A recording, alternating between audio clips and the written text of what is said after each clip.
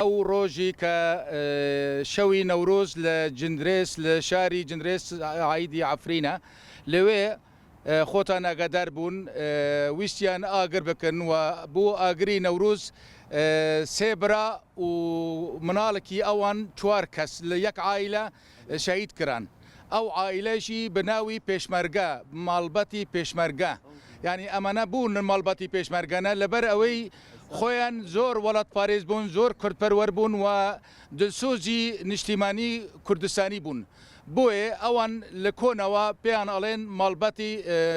پێشمەرگە لە کاتی کە ئەمەن پێشرژی یەکێکی لەوان لەژێر دەستی ئەو چەکدارانەی ئۆپۆزیسیۆن ئشکنجە درابوو و خۆتەنجی ئاگادار بوون شەوی نەورۆزیش ئەوژی شەهید کات بۆیە ینی بڕاستی ئەو کۆمەلکۆژی کە لە عەفرین لە جندرێس ڕوودا ئێمە وەکو کوردانی ڕۆژاوای کوردستان لە سلێمانی و دەروبەری سلێمانی ویستمان ئەم نامەی عائیلەی ئەوان ماڵبەتی ئەوان پێشکێشی بە UN بکەن تاکو دەنگی ئەوان بچێتە بۆ کۆمەلگەی نێودەوڵەتی لە شوێنی یاساکان لە شوێنی پەیوەندیدارەکان بۆیە ئێمە وەکو ئەنجومەنی پەنەبەرانی کوردانی ڕۆژاوای کوردستان و هەروەها خەڵکی ڕۆژاوای کوردستان لە سلێمانی ئێمە و لە دەروبەری سلێمانی ئێمە دەنگی خۆمان بەرز دەکەن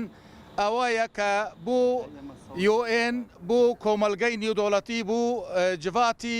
ئەولەهی نەفدەوڵەتی هەروەها بۆ هەموو لایەنەکان کە هەوڵ بدەن ئەو کردداری کە لەلایەن ئەو چەکدارانەی کە لە عەفرینەوە لە دژی خەڵکی کورد دەکرێت ئەوە کۆتایی پێبێنن ئەوەشی یەک لە داخوازیەکانی عائیلەی ئەو شەهیدانە ئەوەیە هیچ چەکدارێک نەمینێ لە عەفرین عەفرین بگەڕێتەوە بۆ خەڵکی خۆی ڕەسەن خەڵکی عەفرین ئیدارەی عەفرین بکات نەکو چەکدارە بناوی ئۆپۆزیسیۆنی سووری کە هەمیان وەکو خوشکی شەهیدێکی لەوە شەهیدانەکە پێ ئەڵێ ئەمە هەموو چی کەسێکی خراپ لە سووریە هەبووە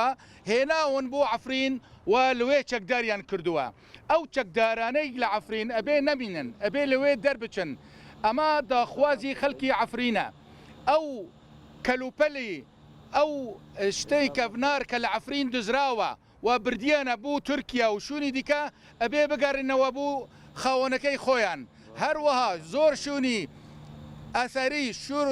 ئەنتیکا پێ ئەڵێن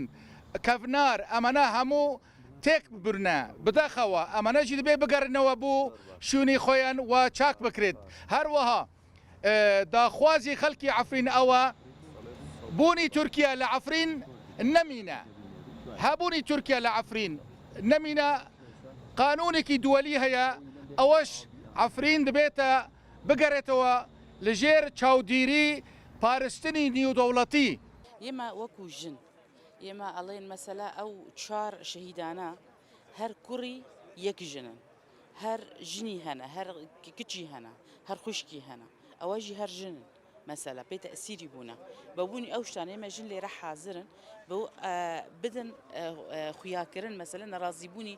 خۆمان کە ژن لەم شتانێک بووە لە عەفرین و لە ڕۆژئاوا کوردستان بە تەواوی ینی بەس لە عەفرین لە جندرێسێ بە خاص ینی بۆ ئێمە ئێستا لێرەنە